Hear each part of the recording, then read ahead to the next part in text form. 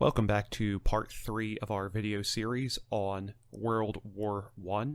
Yesterday in part 2 we had talked about some of the fighting that was occurring along the western front of Europe, involving trench warfare and modern weaponry such as machine guns and chemical weapons. Today we'll be talking about the growing focus in the United States and how the American public was reacting to the war in Europe prior to the American involvement in the war. Now, World War I began in 1914. However, the United States did not get involved until much later. At the beginning of the war, President Woodrow Wilson had called for Americans to try and be as impartial as possible. At the time, America was a melting pot of people from different European nations. Wilson recognized this and feared that any sort of involvement in the war would actually cause tensions within the United States. Now, at first, most Americans tried to remain impartial and actually wanted to stay out of the war. They did not feel like it was their conflict to be involved in, as they had no real direct involvement with Austria-Hungary or Serbia or any of the other nations involved. However, as the war drug on, the American loyalties began to become divided. German Americans and Irish Americans actually supported the Central Powers such as Germany, Austria-Hungary, and the Ottoman Turkish Empire. What was interesting about the Irish American support of the Central Powers was the fact that Ireland was not directly involved in fighting with the Central Powers. Irish Americans harbored resentment against the British Empire due to decades of persecution and oppression by the British government.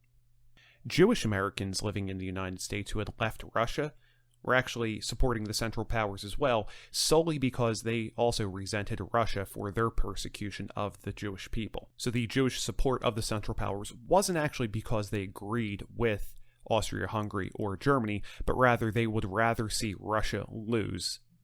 However, most Americans at the time sided with Britain and France due to our long-standing relationship with both nations. The United States had a strong trade relationship with Britain, and as we know from previous history, France actually assisted the United States during the American Revolution. Now, as the war drug on, American opinion began to crystallize and become more uniform.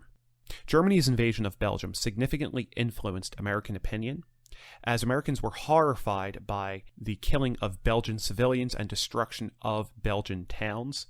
This destruction of Belgium started to change American support as Americans began to turn against the Germans. Now, 3 public opinions were actually formed in regards to World War I. The first was isolationist. Now, isolationists believed that America should try and stay out of the war and that it was Europe's problem. There was no fighting going on here. We were not involved in the assassination of Archduke Franz Ferdinand. Austria-Hungary's actions didn't impact us in any way. So some Americans felt that it was better for us to stay out of the war and be isolationists rather than to get involved. The second major public opinion of the time was actually the interventionist opinion. Interventionists believed that it was America's duty to get involved in the war, as we had an alliance to France and England, and that we needed to support them in their fight against the Central Powers.